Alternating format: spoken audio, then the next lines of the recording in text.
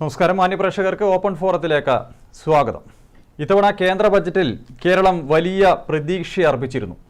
പടിവാതിൽക്കൽ എത്തി നിൽക്കുന്ന നിയമസഭാ തെരഞ്ഞെടുപ്പും തദ്ദേശ തെരഞ്ഞെടുപ്പിൽ തിരുവനന്തപുരം കോർപ്പറേഷൻ BJP വിജയിച്ചതുമൊക്കെയായിരുന്നു അതിന് പ്രധാന കാരണം. ഈ കാരണങ്ങൾ കൊണ്ടൊക്കെ തന്നെ ഈ ബജറ്റിൽ കേരളത്തിന് അനുകൂലമായ പ്രത്യേക പദ്ധതികൾ പ്രഖ്യാപനങ്ങൾ ഉണ്ടാകുമെന്നായിരുന്നു ഏവരും കരുതിയിരുന്നത്. എന്നാൽ പക്ഷേ ഫെബ്രുവരി 1-ന് കേന്ദ്ര ധനമന്ത്രി നിർമ്മല സീതാരാമൻ അവതരിപ്പിച്ച ബജറ്റ് പക്ഷേ കേരളത്തിന് നിരാശാജനകമായിരുന്നു. കേരളത്തിൽ പ്രത്യേക പദ്ധതികളോ പ്രഖ്യാപനങ്ങളോ ഒന്നും തന്നെ ഉണ്ടായില്ല. 29 ആവശ്യങ്ങളാണ് കേരളം ബജറ്റിൽ ഉന്നയിച്ചിരുന്നത്. പക്ഷേ ഇതൊന്നും തന്നെ പരിഗണിച്ചില്ല. തിരുവനന്തപുരത്ത് കോർപ്പറേഷനിൽ വിജയിച്ച ശേഷം പ്രധാനമന്ത്രി നരേന്ദ്രമോദി തിരുവനന്തപുരത്ത് എത്തിയപ്പോൾ പറഞ്ഞത് തിരുവനന്തപുരം പിടിച്ചതുപോലെ തന്നെ കേരളവും NDA മുന്നണി പിടിക്കുമെന്നായിരുന്നു. പക്ഷേ എന്നിട്ട് കൂടി എന്തുകൊണ്ടാണ് ബജറ്റിൽ കേരളത്തിന് പ്രഖ്യാപനങ്ങളോ പദ്ധതികളോ ഉണ്ടാവാതിരുന്നത്? ഈ വിഷയമാണ് ഇന്ന് ഓപ്പൺ ഫോറം പരിശോധിക്കുന്നത്. ഇന്ന് ചർച്ചയിൽ പങ്കെടുക്കുന്നത് BJP നേതാവ് ബേബി സുനാഗർ, CPM നേതാവ് KJ ജോസഫ്, കോൺഗ്രസ് നേതാവ് തോമസ് വർഗീസ് എന്നിവരാണ്. 3 പേരെയും ഞാൻ ചർച്ചയിലേക്ക് സ്വാഗതം ചെയ്യുകയാണ്. ഞാൻ ആദ്യം BJP പ്രതിനിധിയിലേക്ക് തന്നെ പോവുകയാണ്. ശ്രീ ബേബി സുനാഗർ, കേരളം ഞാൻ നേരത്തെ സൂചിപ്പിച്ചതുപോലെ തന്നെ വലിയ പ്രതീക്ഷയിലായിരുന്നു ഇത്തവണ കേന്ദ്ര ബജറ്റ് അവതരിപ്പിക്കുന്നത് വരെയുള്ള ഘട്ടത്തിൽ. ഇതിൽ ഏറ്റവും കൂടുതൽ പ്രതീക്ഷ ഉണ്ടായിരുന്നത് സംസ്ഥാനത്തെ BJP നേതൃത്വത്തിനായിരുന്നു, ഒപ്പം BJP പ്രവർത്തകർക്കും അനുഭാവികൾക്കുമായിരുന്നു. കാരണം തിരുവനന്തപുരം കോർപ്പറേഷനിൽ ഇത്തവണ BJP വലിയ വിജയം സ്വന്തമാക്കുന്നു. അതിന് പിന്നാലെ തന്നെ പ്രധാനമന്ത്രി നരേന്ദ്രമോദി തിരുവനന്തപുരത്തെത്തുന്നു. പ്രധാനമന്ത്രി പറഞ്ഞ കാര്യങ്ങൾ തിരുവനന്തപുരം പിടിച്ചെടുത്തതുപോലെ തന്നെ കേരളവും NDA മുന്നണി പിടിച്ചെടുക്കുമെന്നാണ്. അതിന് ഉദാഹരണമായി അദ്ദേഹം സൂചിപ്പിച്ചത് ഗുജറാത്താണ്. ഗുജറാത്തിൽ 1980 കാലഘട്ടത്തിൽ BJP വലിയ ശക്തിയായിരുന്നില്ല. പക്ഷേ 1987-ൽ അഹമ്മദാബാദ് നഗരസഭ പിടിച്ചെടുത്താണ് BJP അവിടെ വലിയ ശക്തിയായി മാറുന്നത്. പിന്നീട് ഗുജറാത്ത് ഭരണം പിടിക്കുന്നു, പിന്നീട് രാജ്യഭരണവും പിടിക്കുന്നു. ഇതേ രീതിയിൽ മുഖ്യമന്ത്രി പറഞ്ഞത്, തിരുവനന്തപുരത്ത് പറഞ്ഞത് പ്രാവർത്തികമാകണമെങ്കിൽ വലിയ പദ്ധതികളും വികസനങ്ങളും കേരളത്തിൽ കൊണ്ടുവരുമെന്നായിരുന്നു കേരള ജനത ഒന്നടങ്കം പ്രതീക്ഷിച്ചത്. പക്ഷേ ബജറ്റ് വന്നപ്പോൾ കേരളത്തിന് പ്രത്യേക പദ്ധതികളോ പ്രഖ്യാപനങ്ങളോ ഒന്നും ഉണ്ടായില്ല. ഇതെന്തുകൊണ്ടാണ് കേരളത്തെ ഇങ്ങനെ അവഗണിക്കുന്നത് കേന്ദ്രം? നമസ്തേ. ഈ അടുത്ത് അവതരിപ്പിച്ച കേന്ദ്ര ബജറ്റ് 2047 വികസിത ഭാരതം എന്ന സങ്കല്പം പ്രതിജ്ഞയോടുകൂടിയാണ് കഴിഞ്ഞ 2-3 വർഷമായിട്ട് നമ്മുടെ ബജറ്റ് മുന്നോട്ട് പോകുന്നത്. വികസിത ഭാരതം എന്നത് ഓരോ ഗ്രാമങ്ങളും, ഭാരതത്തിലെ ഓരോ ഗ്രാമങ്ങളും വികസിച്ചാൽ മാത്രമാണ് ഭാരതം വികസിത ഭാരതമായി മാറുന്നത് എന്ന സങ്കല്പമാണ് നമുക്ക് എല്ലാ കാലവും വെച്ച് പുലർത്തുന്നത്. അതുകൊണ്ട് തന്നെ ഒരു ബജറ്റിൻ്റെ പ്രഖ്യാപനം ഭാരതത്തിൻ്റെ ബജറ്റാണത്. ഭാരതത്തിൻ്റെ എല്ലാ മുക്കും മൂലയിലും അതിൻ്റെ സാമ്പത്തിക സംവിധാനം എത്തിച്ചേരുമെന്ന കാര്യത്തിൽ യാതൊരു സംശയവും വേണ്ട. നമ്മുടെ ബജറ്റ് 53.5 ലക്ഷം കോടിയുടെ ബൃഹത്തായ ഒരു ബജറ്റാണ്. ഏതാണ്ട് 36 ലക്ഷം കോടിയുടെ വരുമാനവും 16 ലക്ഷത്തോളം ധനക്കമ്മിയുമുള്ള ഒരു ബജറ്റ്. കോവിഡ് കാലത്ത് 9.7 ധനക്കമ്മി ഉണ്ടായിരുന്നത് ഈ 3-4 വർഷം കൊണ്ട് 4.4 ധനക്കമ്മി എന്നതിലേക്ക് ഉയർത്തിക്കൊണ്ട് ഏറ്റവും സമ്പന്നമായ ശക്തമായ സാമ്പത്തിക അടിത്തറയിലേക്ക് ഭാരതം മുന്നോട്ട് കുതിക്കുകയാണ്. ഒരു ബജറ്റ് അവതരിപ്പിക്കുന്നത് ഇന്ന് രാവിലെ എഴുന്നേറ്റ് വൈകുന്നേരത്തേക്ക് പപ്പടം പാട്ടുന്ന മാതിരി എല്ലാ സൗകര്യങ്ങളും ജനങ്ങളിലേക്ക് കാണിച്ചു കൊടുക്കാനുള്ള ഗെയിമോ ഗിമിക്കോ ഒന്നും നമ്മൾ കാണിക്കാറില്ല. നാളെ കേരളത്തിലേക്ക് തെരഞ്ഞെടുപ്പ് വരികയാണ്. ഇപ്പോൾ തെരഞ്ഞെടുപ്പിന് വേണ്ടി എന്തെങ്കിലും ഗെയിം കാണിക്കണം, ആളുകളെ പറ്റിക്കണം, ഇതൊന്നുമല്ല ഭാരതത്തിൻ്റെ ബജറ്റ് അവതരിപ്പിക്കുന്ന സമയത്ത് നമ്മുടെ മനസ്സിലുള്ളത്. ഓരോ ബജറ്റും ഓരോ പുതിയ പുതിയ സംവിധാനങ്ങളും പദ്ധതികളും ജനങ്ങളെ മുമ്പാകെ വെച്ചുകൊണ്ടാണ് മുന്നോട്ട് പോകുന്നത്. ഇപ്പോൾ കേരളത്തെ സംബന്ധിച്ച് എടുത്തു പറയുകയാണെങ്കിൽ നമ്മുടെ ധാതു നിക്ഷേപങ്ങളെ എക്സ്പ്ലോർ ചെയ്യാനുള്ള സംവിധാനം, അത് ഏതാണ്ട് 7000 കോടി രൂപ ഓൾറെഡി ഈ ബജറ്റിൽ അലോക്കേറ്റ് ചെയ്തിട്ടുണ്ട്. വലിയൊരു സംഖ്യയാണത്. അത്രയും വലിയ തുക കേരളത്തിന് ലഭിക്കുകയാണ്. ഈ നാട്ടിലെ ധാതു നിക്ഷേപങ്ങളെ സമ്പൂർണമായും കണ്ടെത്തുവാനും അതിനെ സംസ്കരിക്കുവാനും അതിനെ വ്യത്യസ്തമായ കെമിക്കൽ റിയാക്ഷൻസിലൂടെ പുതിയ ഉൽപ്പന്നങ്ങളാക്കി മാറ്റുവാനും ശ്രമിക്കുമ്പോൾ വലിയ ഫാക്ടറികളാണ് കേരളത്തിലേക്ക് വരാൻ വേണ്ടി പോകുന്നത്. അത് 10,000-കണക്കിന് ആളുകൾക്ക് തൊഴിൽ ലഭിക്കുന്ന ഒരു സംവിധാനമായി മാറുകയാണ്. അപ്പൊ ഇങ്ങനെ അല്ല, എന്നെ പറയാൻ അനുവദിക്കൂ. അപ്പൊ ഇങ്ങനെ ഈ നാടിന്റെ സമഗ്രമായ വികസനത്തിന് വേണ്ടിയാണ് ഓരോ പരിപാടികളും സംഘടിപ്പിക്കുന്നത്. ഇപ്പൊ നിങ്ങൾ തുടക്കത്തിൽ തന്നെ ഞങ്ങൾക്കൊന്നും കിട്ടിയില്ല എന്നുള്ള പരിദേവനം പറയുമ്പോൾ ആ ബജറ്റ് പൂർണ്ണമായി നിങ്ങൾ വായിച്ചിട്ടില്ല എന്നാണ് ഞാൻ മനസ്സിലാക്കുന്നത്. ഇവിടുത്തെ ഓരോരോ പദ്ധതികൾ, ഇപ്പൊ നാളികേര വികസന സംബന്ധമായിട്ടുള്ള കാര്യങ്ങൾക്ക് 10,000 കോടി രൂപയിലധികം നിക്ഷേപം ചെയ്യാൻ തയ്യാറായിക്കൊണ്ട് കേന്ദ്ര ബജറ്റ് മുന്നോട്ട് വരുമ്പോൾ അതിൻ്റെ ഗുണഭോക്താവ് കേരളമാണ്. അതുപോലെയുള്ള MSME പോലുള്ള സംവിധാനങ്ങളിലേക്ക് നമ്മൾ പ്രത്യേകമായിട്ടുള്ള ഫണ്ട്, അതിൻ്റെ ധന ലഭ്യത വർദ്ധിപ്പിക്കാൻ വേണ്ടി 10,000 കോടി വേറെ നീക്കി വച്ചിരിക്കുകയാണ്. അതിൻ്റെ ഗുണഭോക്താവ് കേരളത്തിനും കൂടിയാണ്. 4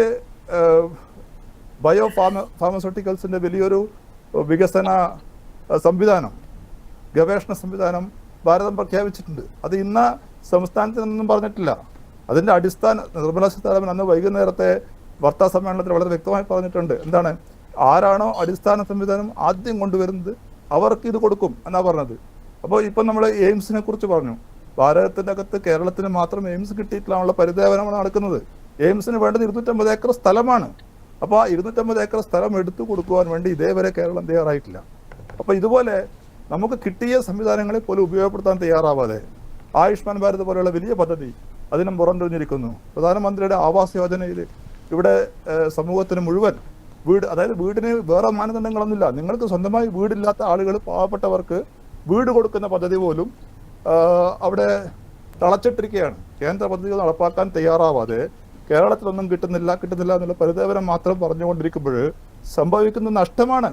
ഓരോ സ്കൂളുകൾക്കും 5 കോടി രൂപ വരെയുള്ള സംവിധാനം സഹായം കൊടുക്കുവാൻ വേണ്ടി PMC പദ്ധതിയെക്കുറിച്ച് പറയുമ്പോൾ അതിൽ ഒപ്പിടുകയും പിന്മാറുകയും ചെയ്യുന്ന കേരളം, ആയുഷ്മാൻ ഭാരതിൻ്റെ 70 വയസ്സ് കഴിഞ്ഞവർക്കുള്ള ചികിത്സാ പദ്ധതി തടസ്സപ്പെടുത്തുന്ന കേരളം, ഇതുപോലെ കേന്ദ്ര സർക്കാർ നൽകിയിട്ടുള്ള പദ്ധതികളൊന്നും ഞങ്ങൾക്ക് വേണ്ട, അല്ല ഞങ്ങൾ അതിനൊന്നും ആവശ്യക്കാരല്ല, ഞങ്ങൾ നമ്പർ 1 ആണെന്ന് വെറുതെ പറഞ്ഞു നടന്നുകൊണ്ട് ഇവിടെ കിട്ടിയ ഇത്രയും വലിയ സംവിധാനങ്ങളെ, ധാതു നിക്ഷേപങ്ങളുടെ ഗണനമായാലും, അതുപോലെ നാളികേര വികസനമായാലും, അതുപോലെ MSMEയുടെ കാര്യമായാലും, അതുപോലെ ഇപ്പം പുതുതായി അനുഭവിച്ചിട്ടുള്ള ആയുർവേദ എയിംസ്, അതും നമുക്ക് ലഭിക്കുവാനുള്ള സാധ്യത ഒരുപാടുണ്ട്. അപ്പോൾ ഇത്തരം സംവിധാനങ്ങളെയൊക്കെ നമ്മൾ ഒറ്റക്കെട്ടായി നിന്നുകൊണ്ട് വാങ്ങിയെടുക്കാൻ തയ്യാറാവാതെ അതിനുള്ള അടിസ്ഥാന സൗകര്യങ്ങൾ കൊടുക്കാതെയാണ് ഇങ്ങനെ വലിയ ഗീർവാണം പറഞ്ഞുകൊണ്ട് നമ്മുടെ സംസ്ഥാനത്തൊന്നും കിട്ടിയിട്ടില്ല എന്നുള്ള വാദഗതിയുമായി വരുന്നത്. മറ്റൊരു പ്രത്യേകം നിങ്ങൾ ശ്രദ്ധിക്കേണ്ട കാര്യം, കഴിഞ്ഞ സാമ്പത്തിക കാലഘട്ടത്തിൽ ഏതാണ്ട് 2 ലക്ഷം കോടിയുടെ വികസനമാണ് കേരളത്തിൽ മാത്രം ഉണ്ടായത്. കേരളത്തിന് മാത്രം ഹൈവേകൾക്ക് വേണ്ടി 2 ലക്ഷം കോടിയധികം രൂപ കേന്ദ്ര സർക്കാർ ചെലവഴിച്ചു കഴിഞ്ഞു ഈ കാലഘട്ടത്തിൽ. ഇനിയും 12.2 ലക്ഷം കോടിയുടെ നിക്ഷേപം ഇൻഫ്രാസ്ട്രക്ചറിന് വേണ്ടി പ്രത്യേകം മാറ്റിവെച്ചിട്ടുണ്ട്. ഈ 53 ലക്ഷം കോടിയുടെ അകത്ത് 12.2 ലക്ഷം കോടിയുടെ നിക്ഷേപം മാറ്റിവെച്ചിട്ടുണ്ട്. ഇത്രയും ബൃഹത്തായ ഭാവി ഭാരതത്തിൻ്റെ 2047 വികസിത ഭാരത സങ്കല്പങ്ങൾ കണ്ടുകൊണ്ട് കേരളത്തിൻ്റെ വികസനം കൂടി ഉറപ്പായിക്കൊണ്ട് മുന്നോട്ട് പോകുന്ന ഈ ബജറ്റിന് നിരാശാജനകമെന്ന് പറയുന്നത് എനിക്ക് പറയാൻ സാധിക്കും, നിങ്ങൾ വായിച്ചിട്ടില്ല എന്നാണ് പറയാൻ എനിക്ക് സാധിക്കും. ശരി, താങ്കളിലേക്ക് വരാം.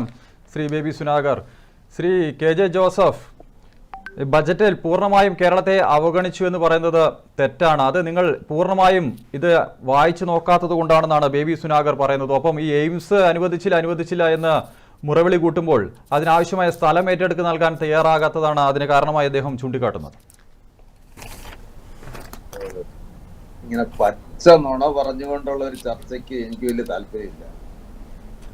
തിരുവനന്തപുരത്തിൽ ഓൾ ഇന്ത്യ മെഡിക്കൽ സയൻസിന് വേണ്ടി 250 ഏക്കർ സ്ഥലം ഏറ്റെടുത്തുകൊണ്ട്, അത് പണ്ട് വ്യവസായ ആവശ്യത്തിന് എടുത്തതാണ്, അത് എയിംസിന് വേണ്ടി കൊടുക്കാൻ തയ്യാറാണ് എന്ന് കാണിച്ചുകൊണ്ട് എത്ര ഏക്കറാണ്? 250 ഏക്കർ. 250 ഏക്കർ കൊടുത്തിട്ടില്ല സാർ, 120 ഏക്കർ മാത്രമാണ് ഇതുവരെ ഏറ്റെടുത്തത്. നിങ്ങൾക്കത് കറക്റ്റ് ചെയ്യാം. ഓക്കെ, ഞാൻ വിശദമായി പറയാം. മുഖ്യമന്ത്രി, ഈ നിങ്ങളുടെ സംസ്ഥാന പ്രസിഡന്റ് പച്ചക്കള്ളം ഈ ബഡ്ജറ്റ് വന്ന ദിവസം പറഞ്ഞപ്പോ തന്നെ നമ്മുടെ ആരോഗ്യമന്ത്രി വീണ ജോർജ് അവരുടെ ഫേസ്ബുക്ക് പേജിൽ ഗവൺമെന്റ് ഈ സ്ഥലം ഏറ്റെടുത്ത കടലാസ് സ്വീകരിച്ചു എന്നും അടുത്ത 1 വർഷത്തിനുള്ളിൽ എയിംസ് നിങ്ങൾക്ക് അനുവദിച്ചു തരുവാൻ എല്ലാ പരിഗണനയും ഗവൺമെന്റ് നടത്തിക്കൊണ്ടിരിക്കുകയാണെന്ന് കാണിച്ച് കേന്ദ്ര ആരോഗ്യമന്ത്രി അയച്ച കത്തിന്റെ കോപ്പി ഇപ്പൊ ഞാൻ കാണിച്ചതാണ്. എന്നിട്ട് പറയുകയാണ് സംസ്ഥാന ഗവൺമെന്റ് സ്ഥലം എടുത്തു കൊടുത്തില്ല. ഗവൺമെന്റ് സോറി ഇടപെടുന്നില്ല. ഞാൻ പറഞ്ഞത് സംസ്ഥാന സർക്കാർ കേന്ദ്ര മാനദണ്ഡങ്ങൾ അനുസരിച്ചുള്ള സ്ഥലം കൊടുത്തു. ശരി, ശ്രീ ബേബി സുനാകർ അദ്ദേഹം പറയട്ടെ, മറുപടി പറയാൻ സമയം നൽകാം. ശരി. ഇതെല്ലാം രാജീവ് ചന്ദ്രശേഖരനും ഇവിടെ വരുന്ന ബേബി സുഹൃത്തും ഒക്കെ മാത്രമാണ് മാനദണ്ഡം അനുസരിച്ച് കൊടുത്തില്ല. പക്ഷെ കേന്ദ്ര ഗവൺമെന്റ് ഒരു ഘട്ടത്തിൽ പോലും ഉത്തരവാദിത്തപ്പെട്ട കേന്ദ്ര ആരോഗ്യമന്ത്രി മാനദണ്ഡം അനുസരിച്ചുള്ള സൗകര്യകാലം കൊടുത്തില്ല എന്ന് പറഞ്ഞിട്ടില്ല. ഒന്ന്. രണ്ടാമത്തെ കാര്യം, ഇനി ഇത് കിനാലൂര് പറ്റില്ല, ഞങ്ങൾക്ക് ആലപ്പുഴ വേണം, ഞങ്ങൾ ആലപ്പുഴ നിശ്ചയിച്ചിരിക്കുന്നു എന്ന് പറഞ്ഞാൽ സംസ്ഥാന ആരോഗ്യമന്ത്രിയും ഗവൺമെന്റും മുഖ്യമന്ത്രിയും പറഞ്ഞിട്ടുണ്ട് വിത്തിൻ നോ ടൈം സ്ഥലം ഏറ്റെടുത്തു കൊടുക്കാൻ ഗവൺമെന്റ് തയ്യാറാണ്. എന്നിട്ട് ചുമ്മാ ഇവിടെ ഇരുന്ന് ആളുകളെ പറ്റിക്കുന്ന വർത്താനം പറഞ്ഞുകൊണ്ടിരിക്കുകയാണ്. എയിംസ് ആണല്ലോ അവിടെ പ്രശ്നം. ഇപ്പൊ ഈ നമ്മളെ ഈ സോഷ്യൽ മീഡിയയിലും അതുപോലെ തന്നെ മീഡിയയിലും ഒക്കെ വലിയ ട്രോളർമാർ വന്നിട്ടിരിക്കുകയാണ്. ആമയ്ക്ക് ഇരുന്ന് മുട്ടയിടാനുള്ള സ്ഥലം, എയിംസ് ആമയ്ക്ക് ഇരുന്ന് മുട്ടയിടാനുള്ള സ്ഥലം ഇതിവിടെ അനുവദിച്ചിട്ടുണ്ട് എന്ന് പറഞ്ഞ് ട്രോളർമാരാകെ ഈ നമ്മുടെ നാട്ടിലെല്ലാം വലിയ രീതിയിലുള്ള ട്രോളിങ്ങുമായി BJP നേതൃത്വത്തെയും ഇന്ത്യ ഗവൺമെന്റിനെയും കളിയാക്കിക്കൊണ്ട് വന്ന് നിൽക്കുകയാണ്. ഇവിടെ ഏതൊക്കെയോ ഫണ്ടുകൾ അനുവദിച്ചിട്ടുണ്ട്, അതിലൊക്കെ കേരളത്തിന് വീതം കിട്ടുമെന്നാണ്. ഇതൊക്കെ നമ്മളെ പറഞ്ഞു പഠിപ്പിക്കേണ്ട കാര്യമുണ്ടോ? കേന്ദ്ര ഗവൺമെന്റിന് സ്ഥിരമായി ബഡ്ജറ്റ് ഇത്രയും ലക്ഷം കോടി രൂപ ചെലവഴിക്കുമ്പോൾ അത് സ്വാഭാവികമായും ഓരോ ഹെഡുകളിലും ആ ഗവൺമെന്റ് പണം ചെലവഴിക്കും, പണം മാറ്റിവെക്കും. അത് നമ്മൾ സംസ്ഥാന ഗവൺമെന്റ് ആണെങ്കിലും പഞ്ചായത്ത് പോലും ആണെങ്കിലും അങ്ങനെ മാറ്റിവെക്കും. അത് സ്വാഭാവികമായുള്ള കാര്യമാണ്. പക്ഷേ കേരളത്തെ സംബന്ധിച്ചിടത്തോളം കേരളത്തിന്റെ ഏറ്റവും പ്രധാനപ്പെട്ട രണ്ട് ആവശ്യങ്ങൾ, ഒന്നായി അതിവേഗ പാത റെയിൽ, രണ്ട് ഓൾ ഇന്ത്യ മെഡിക്കൽ സയൻസ്, ഇത് രണ്ടും നമ്മൾ അതിശക്തമായി കൊല്ലങ്ങളായി ഉന്നയിച്ചുകൊണ്ടിരിക്കുകയാണ്. ഇന്ത്യയിൽ ഇന്ന് എയിംസ് അനുവദിക്കാത്ത ഒരു സംസ്ഥാനം പോലും ഇല്ല. അതിവേഗ പാതയ്ക്ക് വേണ്ടി പ്രപ്പോസൽ കൊടുത്ത് അംഗീകരിക്കപ്പെട്ട ഒട്ടുമിക്ക സംസ്ഥാനങ്ങൾക്കും അംഗീകാരം കൊടുത്തു കഴിഞ്ഞിട്ടുണ്ട്. കേരളത്തിന് അത് രണ്ടും ഇല്ല എന്നുള്ളതാണ്. കേരളത്തെ പദ്ധതി വിഹിതത്തെ സംബന്ധിച്ചിടത്തോളം നമുക്കറിയാം, കഴിഞ്ഞ 1.99% 15ാം ധനകാര്യ കമ്മീഷൻ അനുസരിച്ച് നമുക്ക് കിട്ടുന്ന പദ്ധതി വിഹിതം 1.99% രാജ്യത്തെ ഏറ്റവും കുറഞ്ഞതാണ്. നമ്മുടെ സംസ്ഥാനമാണോ രാജ്യത്തെ ഏറ്റവും കുറഞ്ഞ ഫണ്ട് ലഭിക്കേണ്ട ഒരു സംസ്ഥാനം? GSTക്ക് ആയാലും റവന്യൂ വരുമാനത്തിലായാലും അതുപോലെ എക്സൈസ് വരുമാനത്തിലായാലും അവിടെ തിരുത്തല് 2.3% കിട്ടിയിട്ടുണ്ട് കേരളത്തിന്. പറയാൻ സമ്മതിക്കും. ഫോറിൻ വരവായാലും ഇന്ത്യയിൽ ഏറ്റവും ഉന്നതമായി കേന്ദ്ര റവന്യൂ വകുപ്പിലേക്കും റവന്യൂ ഇൻകത്തിലേക്കും മറ്റു വരുമാനങ്ങളിലേക്കും സംഭാവന ചെയ്യുന്ന ഒരു സംസ്ഥാനമാണ്. ഫോറിൻ കറൻസിയുടെ ഇൻവെസ്റ്റ്മെന്റ് ഏറ്റവും കൂടുതൽ രാജ്യത്ത് കൊടുക്കുന്ന ഒരു സംസ്ഥാനമാണ്. ആ സംസ്ഥാനത്തിന് ഈ കഴിഞ്ഞ 15ാം ധനകാര്യ കമ്മീഷനിൽ ഏറ്റവും കുറഞ്ഞ വിഹിതമായിരുന്നു. ആ വഴി അങ്ങനെ പണ്ട് 3.99 കിട്ടിയിരുന്നതാണ്. എന്നിട്ടാണ് 1.99 15ാം ധനകാര്യ കമ്മീഷൻ കുറച്ചു കളഞ്ഞത്. അതുവഴി ഈ സംസ്ഥാനത്തിന് ഏതാണ്ട് 55,000 കോടി രൂപയുടെ വരുമാന നഷ്ടം ഉണ്ടായിട്ടുണ്ട് എന്നുള്ളത് എല്ലാവരും കോടതി വരെ അംഗീകരിച്ചതാണ്. പക്ഷെ ഇപ്രാവശ്യം അത് 2.39% വർദ്ധിച്ചു. 11,000 കോടി രൂപയുടെ വർധനവ് ഓരോ വർഷത്തെ റവന്യൂ പദ്ധതി വിഹിതത്തിൽ ഉണ്ടാവും എന്നുള്ള ഒരൊറ്റ പോയിന്റാണ് വലിയ കാര്യമായിട്ട് പറയുന്നത്. പക്ഷെ അത് പറയുമ്പോഴും നമുക്ക് വലിയ റവന്യൂ ഡെഫിഷ്യസ് ഗ്രാൻഡായി, റവന്യൂ വരുമാനത്തിലുണ്ടാകുന്ന ഡെഫിഷ്യൻസിയുടെ ഗ്രാൻഡായി 15ാം ധനകാര്യ കമ്മീഷൻ 54,000 കോടി രൂപ അനുവദിച്ചിരുന്നു. അതൊരു വർഷം ശരാശരി 8 മുതൽ 10,000 കോടി വരെ നമുക്ക് ആ നിലയിൽ കിട്ടിയിരുന്നു. GST കോമ്പൻസേഷൻ കിട്ടിയിരുന്നു. അതൊക്കെ വഴി ഏതാണ്ട് 20,000 കോടി രൂപയുടെ 16ാം ധനകാര്യ കമ്മീഷൻ മറ്റ് ഗ്രാന്റുകളിൽ കേരളത്തിന് കുറവ് വരുത്തിയിരിക്കുകയാണ്. അപ്പൊ ഒരു ഭാഗത്ത് 20,000 കോടി രൂപയുടെ കുറവ് വരുമ്പോഴാണ് ഇവിടെ 11,000 കോടി എന്നുള്ള പദ്ധതി വിഹിതത്തിന്റെ ചെറിയ വർധനവ് വരുന്നത്. അപ്പൊ അതും പദ്ധതി വിഹിതത്തിൽ വർധനവ് നടത്തി 2.39% ആക്കി എന്ന് കേന്ദ്ര ഗവൺമെന്റും BJPയും പറയുമ്പോഴും നമുക്ക് ഏതാണ്ട് 20,000-ലധികം കോടി രൂപയുടെ ഗ്രാന്റിലുള്ള കുറവ് വന്നിരിക്കുന്നു എന്നുള്ള സ്ഥിതിയുണ്ട്. കേരളത്തെ ഈ ഇന്ത്യയുടെ ഭാഗമാണോ കേരളം? ഇന്ത്യയിലെ ഏത് സംസ്ഥാനം നിങ്ങൾ എടുക്കൂ, ആ സംസ്ഥാനങ്ങൾക്കെല്ലാം പ്രത്യേകമായ പദ്ധതി വാരിക്കോരി കൊടുത്തിരിക്കുകയാണ്. പദ്ധതി വിഹിതത്തിൽ UPക്ക് 17% കൊടുക്കുന്നു, ബീഹാറിന് ഏതാണ്ട് 14% കൊടുക്കുന്നു. എല്ലാ സംസ്ഥാനങ്ങൾക്കും വാരിക്കോരി പദ്ധതി വിഹിതവും 25 കോടി ജനതയുള്ള UPയും 2 കോടി 3.5 കോടിയുള്ള ജനങ്ങളുടെ കേരളം ഒരുപോലെയാണോ? ഇപ്പൊ അദ്ദേഹം പറയുന്നുണ്ട് എയിംസ് കൊടുക്കുന്നു, പ്രത്യേക ഇപ്പം അതിവേഗ റെയിൽവേയുടെ എത്ര പദ്ധതികളാണ് എത്ര സംസ്ഥാനങ്ങൾക്കാണ് പദ്ധതി പ്രഖ്യാപിച്ചത്? 7-8 പദ്ധതി പ്രഖ്യാപിച്ചിട്ടുണ്ട്. അതിനെല്ലാം കോടാനുകോടി രൂപ മാറ്റി ഗവൺമെന്റ് വെച്ചിട്ടുണ്ട്. പക്ഷെ അതിലൊന്ന് കേരളത്തെ ടച്ച് ചെയ്യുന്ന ഒരു പദ്ധതി പോലും ഇല്ല എന്നുള്ള ദൗർഭാഗ്യാവസ്ഥ കേരളത്തിൽ നിൽക്കുകയാണ്. മൂന്നാമത്തെ കാര്യം, ഈ ഗവൺമെന്റിനെ സംബന്ധിച്ചിടത്തോളമുള്ള കേരളത്തോടുള്ള നിലപാട് എന്താണ്? കേരളത്തിലെ സഹായിക്കാൻ ഒട്ടേറെ മേഖലകളുണ്ട്. ഇവിടെ എന്റെ സുഹൃത്ത് ബേബി പറഞ്ഞ ഒരു പ്രധാനപ്പെട്ട കാര്യം റെയർ എർത്ത് കോറിഡോർ പ്രഖ്യാപിച്ചു എന്നാണ്. അതായത് തിരുവനന്തപുരം മുതൽ ആലപ്പുഴ കൊച്ചി വരെ നീണ്ടു കിടക്കുന്ന പ്രത്യേകമായിട്ടുള്ള ഇടനാഴി പ്രഖ്യാപിച്ചു. അത് 10,000 കോടിയുടെ ഉണ്ടെന്നാണ് പറയുന്നത്. പക്ഷെ അതൊരു കള്ള പരിപാടിയാണെന്ന് ഞാൻ പറയുന്നു. കാരണം കേരളത്തിലെ കരിമണൽ എന്ന് പറയുന്നത് ലോകത്തെ മുഴുവൻ കുത്തകകളും നോട്ടമിട്ട് വെച്ചിരിക്കുകയാണ്. അംബാനിക്ക് അതിൽ നോട്ടമുണ്ട്, അദാനിക്ക് അതിൽ നോട്ടമുണ്ട്, ലോകത്തെ മുഴുവൻ കുത്തകൾക്കും അതിൽ നോട്ടമുണ്ട്. കാരണം ലോകത്ത് അത്യപൂർവമായിരിക്കുന്ന ധാതുക്കളുടെ ഒരു കലവറയാണ് കേരളത്തിന്റെ, പ്രത്യേകിച്ച് തിരുവനന്തപുരം മുതൽ കൊച്ചി വരെയുള്ള കേരളത്തിന്റെ തീരങ്ങൾ. പക്ഷെ കഴിഞ്ഞ 70 വർഷക്കാലമായി കുത്തകളെ അങ്ങോട്ട് കയറ്റാതെ മാറി മാറി വന്ന ഗവൺമെന്റ് തന്നെയാണ് ചാവറയിലെ മിനറൽ മെറ്റൽസ് ഉപയോഗിച്ചുകൊണ്ട് ഗവൺമെന്റ് ആണ് അത് ഖനനം ചെയ്തുകൊണ്ട് ലോകത്തിന് കൊടുക്കുന്നത്. അതിന്റെ വരുമാനം കുത്തകൾക്ക് കൊടുക്കാതെ വിട്ടുകൊടുക്കാതെ പൂർണ്ണമായും കേരളത്തിലെ സർക്കാരും ഇന്ത്യയിലെ ഗവൺമെന്റും അത് കൈകാര്യം ചെയ്യുകയാണ്. ആവശ്യക്കാർക്ക് അത് ഖനനം ചെയ്ത് കൊടുക്കാനുള്ള സംവിധാനം നമ്മളിവിടെ ഏർപ്പെടുത്തിയിട്ടുണ്ട്. അത് മനസ്സിലാക്കിയ കേന്ദ്ര ഗവൺമെന്റ് ഈ രാജ്യത്തെ കുത്തകളുടെ, പ്രത്യേകിച്ച് അദാനിയുടെയും അംബാനിയുടെയും നിർബന്ധത്തിന് വഴങ്ങി ഇവിടെ കേന്ദ്ര സർക്കാരിന്റെയും കേരളത്തിന്റെയും കമ്പനികൾ ഒരുമിച്ചാണ് ചെയ്യുന്നത്, വേറെ പറയല്ല. അത് കേന്ദ്ര ഗവൺമെന്റ് ഇന്നലെ അറിയുന്നില്ല, പണ്ടേ അറിയുന്ന കാര്യമാണ്.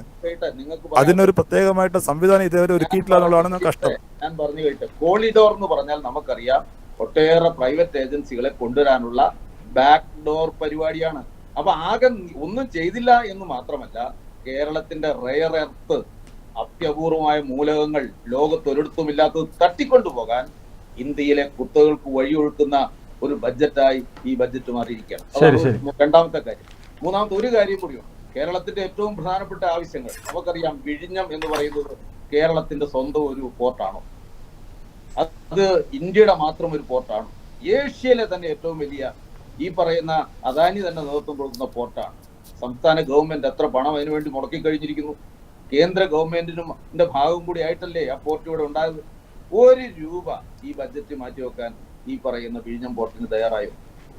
നമ്മുടെ മറ്റ് അനേകം, ഉദാഹരണം നമ്മുടെ എയർപോർട്ടുകൾ, അല്ലെങ്കിൽ നമ്മൾ നടത്തി വരുന്ന മറ്റൊട്ടേറെ പദ്ധതികൾ, ഇതിനെല്ലാം നമ്മൾ 29 ആവശ്യങ്ങൾ, ഇവിടെ ആങ്കർ തന്നെ പറഞ്ഞു കഴിഞ്ഞല്ലോ, 29 ആവശ്യങ്ങൾ ഉന്നയിച്ചുകൊണ്ട് സംസ്ഥാന ഗവൺമെന്റ് കേന്ദ്ര ഗവൺമെന്റിനെ കാണുകയും MP-മാർ ഉൾപ്പെടെയുള്ളവർ നിവേദനം കൊടുക്കുകയും അത് BJP നേതൃത്വം ഉൾപ്പെടെ ആ കാര്യങ്ങൾ ആവശ്യപ്പെടുകയും ചെയ്തിട്ട് അത് പരിഗണിക്കാൻ പോയിട്ട് ഏതെങ്കിലും ഒന്ന് പ്രഖ്യാപിക്കാൻ ഗവൺമെന്റ് തയ്യാറായിട്ടില്ല എന്നുള്ള ഒരു നിലയുണ്ട്. കേരളത്തിന്റെ ചരിത്രത്തിൽ ഇപ്പോ ഫണ്ട് കിട്ടാത്തതിനെ സംബന്ധിച്ച് തർക്കങ്ങളൊക്കെ എന്നും കേന്ദ്ര ബഡ്ജറ്റ് വരുമ്പോൾ ഉണ്ടായിട്ടുണ്ട്, മുമ്പും ഉണ്ടായിട്ടുണ്ട്. പക്ഷെ കേരളത്തിന്റെ ചരിത്രത്തിൽ ഒരു കേന്ദ്ര ഗവൺമെന്റ് കേരളം പോലുള്ള ഒരു സ്ഥലം ഇന്ത്യയുടെ ഭാഗമാണ് എന്ന് കണക്കാക്കാത്ത രൂപത്തിൽ അത്ര അവഗണിക്കപ്പെടുന്ന ഒരു ബഡ്ജറ്റാണ് ഇവിടെ ഉള്ളത്. ആകെ ആമയുടെ ഒരു പദ്ധതിയാണ് ഉള്ളത്. ഈ റെയർ എർത്ത് പദ്ധതിയാണ്. ഈ ആമയുടെ പദ്ധതിയും പോലും അതിനകത്തും ചില ദുഷ്ടതാക്കുകളുണ്ട്. കാരണം ആമ എന്ന് പറയുന്നത് റെയർ, കടലാമ എന്ന് പറയുന്നത് കേരളത്തെ സംബന്ധിച്ചിടത്തോളം ലോകത്തെ എന്ത് പദ്ധതി കൊണ്ടുവന്നാലും ദുഷ്ടലാക്ക് മാത്രമേ നിങ്ങൾ നിങ്ങൾക്ക് നല്ല വശം ശ്രീ കെ ജോസഫിലേക്ക് തിരിച്ചു വരാം. ശ്രീ തോമസ് വർഗീസ്, ശ്രീ ബേബി സുനാഗർ വിശദീകരിച്ചു ബജറ്റിൽ കേരളത്തെ അങ്ങനെ പൂർണ്ണമായും അവഗണിച്ചു എന്ന കാര്യങ്ങൾ തെറ്റാണ്. അതിനുള്ള കുറേ കാര്യങ്ങൾ അദ്ദേഹം ചൂണ്ടിക്കാട്ടിയിട്ടുമുണ്ട്. എന്താണ് കോൺഗ്രസിൻ്റെ ഒരു വിലയിരുത്തൽ? ഈ ബജറ്റ് അവതരണം കഴിഞ്ഞ ഉടനെ BJPയുടെ സംസ്ഥാന പ്രസിഡന്റ് രാജീവ് ചന്ദ്രശേഖർ മാധ്യമങ്ങളോട് പ്രതികരിച്ചത്, കഴിഞ്ഞ 10 വർഷക്കാലമായി ബജറ്റിൽ നിരവധി പദ്ധതികൾ കേരളത്തിന് അനുവദിക്കുന്നു, പക്ഷേ അതൊന്നും നടപ്പാക്കാൻ സംസ്ഥാന സർക്കാർ തയ്യാറാവുന്നില്ല എന്ന ഒരു ആരോപണമാണ് രാജീവ് ചന്ദ്രശേഖർ ഈ ബജറ്റ് അവതരണത്തിന് ശേഷം മാധ്യമങ്ങളോട് പറഞ്ഞത്. അങ്ങനെ ഒരു ആരോപണം കോൺഗ്രസ് ശരിവെക്കുന്നുണ്ടോ? ഈ സംസ്ഥാനം ഒന്നും നടപ്പിലാക്കുന്നില്ല എന്നൊരു ആരോപണം കോൺഗ്രസ് ശരിവെക്കുന്നുണ്ടോ? ഈ ബഡ്ജറ്റിനെ സംബന്ധിച്ച് നമ്മൾ ഒരു ചർച്ച ചെയ്യുമ്പോൾ തീർച്ചയായിട്ടും നമുക്ക് മനസ്സിലാക്കാൻ സാധിക്കുന്ന ഒരു കാര്യം, ഇവിടെ ആദ്യം സംസാരിച്ച എൻ്റെ ബഹുമാന്യ സ്നേഹിതൻ ശ്രീമാൻ ബേബി സുനാഗറിന്റെ പാർട്ടി, ആ പാർട്ടിയുടെ ആളുകൾക്ക് പോലും നിരാശ ഉണ്ടാക്കുന്ന ഒരു ബഡ്ജറ്റാണ് ഈ ബഡ്ജറ്റ് എന്ന് നമുക്ക് മനസ്സിലാക്കാൻ സാധിക്കും.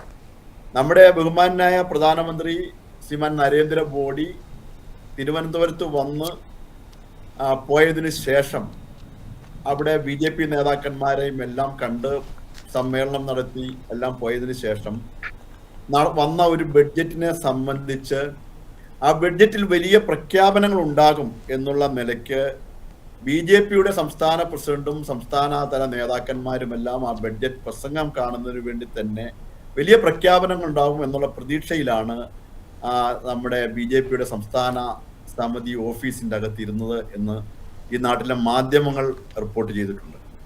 അപ്പൊ തീർച്ചയായിട്ടും ആ BJPയുടെ പ്രവർത്തകന്മാരെയും നേതാക്കന്മാരെയും നിരാശയിൽ ആഴ്ത്തിയ ബഡ്ജറ്റാണെന്ന് നമുക്ക് അതിൽ നിന്ന് തന്നെ മാധ്യമ റിപ്പോർട്ടുകളിൽ നിന്നെല്ലാം നമുക്ക് മനസ്സിലാക്കാൻ സാധിക്കുന്ന ഒരു കാര്യമാണ്. സംസ്ഥാന ഗവൺമെന്റിനെ സംബന്ധിച്ച് നമുക്കെല്ലാം അറിയാം, കഴിഞ്ഞ പ്രാവശ്യം ലഭിച്ച ബഡ്ജറ്റ് അലോക്കേഷനിൽ 9,640 കോടി രൂപയുടെ വർധനവ് 1.9% നിന്ന് 2.35% അലോക്കേഷൻ വർദ്ധിപ്പിച്ചപ്പോൾ ഉണ്ടായിട്ടുണ്ട് എന്നത് ഒഴിച്ചാൽ അപ്പോൾ വ്യത്യസ്തങ്ങളായ കേന്ദ്ര ഗവൺമെന്റിന്റെ ഗ്രാന്റുകളെല്ലാം വെട്ടിക്കുറയ്ക്കുന്ന സമീപനമാണ് ഉണ്ടായതെന്ന് നമുക്ക് ബഡ്ജറ്റിൽ നിന്ന് മനസ്സിലാക്കാൻ ഗ്രാന്റ് കുറയുന്നില്ല, ഗ്രാന്റ് ഒന്നും കുറയുന്നില്ല, അല്ല കുറയുന്നുണ്ട്. അതായത് സംസ്ഥാന ഗവൺമെന്റ് ശ്രീമാൻ ബാലഗോപാൽ അവതരിപ്പിച്ച ബഡ്ജറ്റിൽ നിന്ന് അവർ പ്രതീക്ഷിച്ച കേന്ദ്ര വിഹിതത്തിൽ നിന്ന് തന്നെ 32,000 കോടി രൂപയുടെ കുറവുണ്ടായിട്ടുണ്ട് എന്നാണ് ഈ ബഡ്ജറ്റ് ചർച്ചകൾക്കകത്ത് നിന്ന് നമുക്ക് മനസ്സിലാക്കാൻ സാധിച്ചിട്ടുള്ള കാര്യം. അപ്പൊ തീർച്ചയായിട്ടും ഈ ബഡ്ജറ്റ് കേരളത്തോട് വളരെയേറെ നിരാശാജനകമാണ്, അവഗണനാപരമായ ബഡ്ജറ്റാണെന്ന് പറയാതിരിക്കാൻ മാർഗമില്ല. ഇതൊരു കേരളത്തെ സംബന്ധിച്ച് ഒരു സീറോ ബഡ്ജറ്റാണ്. ഇന്ത്യൻ നാഷണൽ കോൺഗ്രസിനെ സംബന്ധിച്ച് കോൺഗ്രസ് ഈ ബഡ്ജറ്റിന് കേന്ദ്ര ഗവൺമെന്റിന്റെ ഈ സംസ്ഥാന ഗവൺമെന്റിനോട് സംസ്ഥാനത്തോട് കാണിക്കുന്ന ഈ അവഗണനയ്ക്കെതിരെ ഇന്നലെ കേരളത്തിലെ എല്ലാ ബ്ലോക്ക് കോൺഗ്രസ് കമ്മിറ്റികളുടെ നേതൃത്വത്തിലും സംസ്ഥാന വ്യാപകമായി ഈ ബഡ്ജറ്റിനെതിരെയുള്ള ശക്തമായ പ്രതിഷേധം ഞങ്ങളുടെ എല്ലാം നാട്ടിൽ ഉൾപ്പെടെ നടത്തുന്ന സാഹചര്യം പത്രമാധ്യമങ്ങൾക്കകത്ത് ഇന്ന് വാർത്തകളായിട്ട് വന്നിട്ടുണ്ട്. ഈ ബഡ്ജറ്റിന് തികച്ചും നിരാശാജനകമാണ്. ഈ ബഡ്ജറ്റിനെതിരെ അതിശക്തമായ പ്രതിഷേധമാണ് ഇന്ത്യൻ നാഷണൽ കോൺഗ്രസ് അത് രാഷ്ട്രീയത്തിന് അതീതമായി ഉയർത്തിയിട്ടുള്ളതെന്ന് നമുക്ക് മനസ്സിലാക്കാൻ സാധിക്കുന്ന കാര്യമാണ്. ഇവിടെ ഇന്ത്യ രാജ്യത്ത് പ്രധാനപ്പെട്ട 7 അതിവേഗ റെയിൽവേ കൊറിഡോറുകൾ പ്രഖ്യാപിച്ചു. നമ്മുടെ സംസ്ഥാനത്തിന്റെ അകത്ത് അതിവേഗ റെയിൽവേ പണ്ട് കേരളയിൽ ഗവൺമെന്റ് പ്രഖ്യാപിച്ചു. പക്ഷെ കേരളയിലിന് ഒട്ടേറെ നടപ്പാക്കുന്നതിൽ ഒട്ടേറെ പ്രായോഗിക പ്രയാസങ്ങളും അതുപോലെ തന്നെ ബുദ്ധിമുട്ടുകളും ഉണ്ടെന്ന് മനസ്സിലാക്കി കേരളയിൽ എന്നുള്ളത് മാറ്റി അതിവേഗ റെയിൽ സംവിധാനം ഏർപ്പെടുത്തുന്നതിന് വേണ്ടി ഒരു പ്രഖ്യാപനം നമ്മുടെ ബഡ്ജറ്റിന്റെ അകത്ത് ഉണ്ടാകുമെന്ന് നമ്മളെല്ലാം പ്രതീക്ഷിച്ചു. പക്ഷേ അതുണ്ടായില്ല. നമ്മുടെ മെട്രോമാൻ ശ്രീധരൻ അദ്ദേഹം ഇപ്പോൾ പറയുന്ന അദ്ദേഹത്തോട് വാക്കാൽ പറഞ്ഞിട്ടുണ്ട്, അതുകൊണ്ട് പൊന്നാനിയിൽ ഓഫീസ് തുറക്കുകയാണെന്ന് പറഞ്ഞു.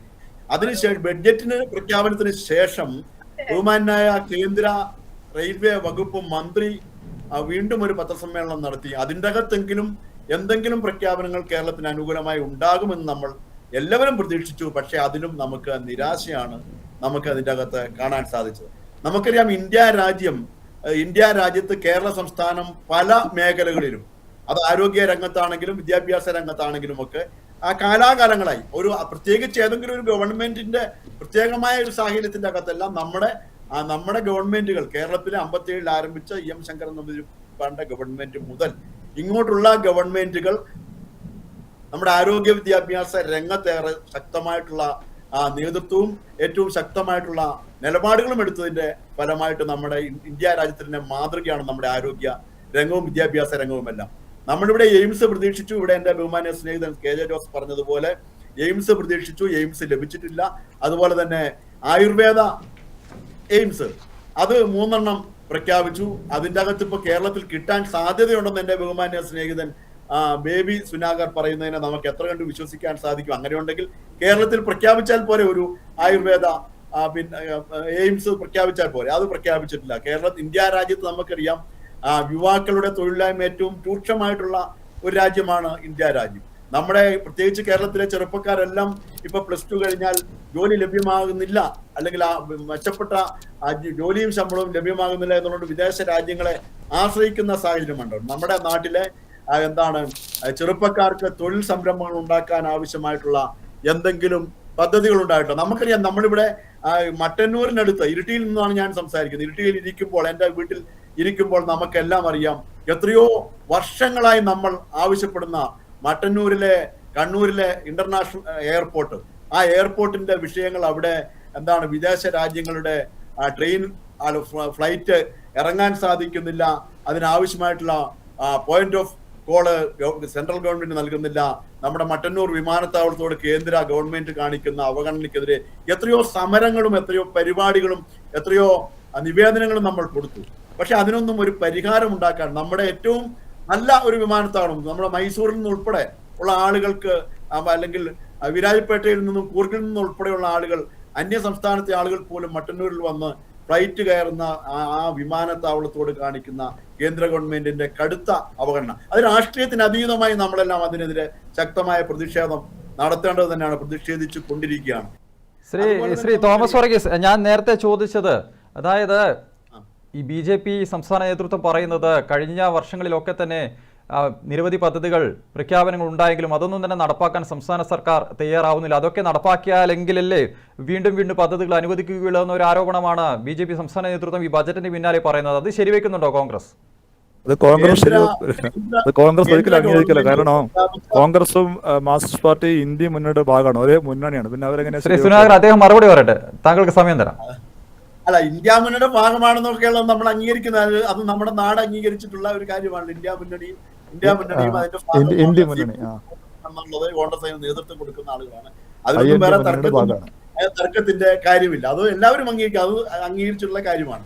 അപ്പൊ ഇതിന്റെ അകത്ത് കേന്ദ്ര ഗവൺമെന്റ് നടപ്പാക്കിയ ഏതൊക്കെ പദ്ധതികൾ വെറുതെ കാടടച്ച് വെടിവെച്ചിട്ട് കാര്യം. ഇപ്പൊ നമുക്ക് ഒരു ഉദാഹരണം നമുക്ക് വേണമെങ്കിൽ ചൂണ്ടിക്കാണിക്കാം.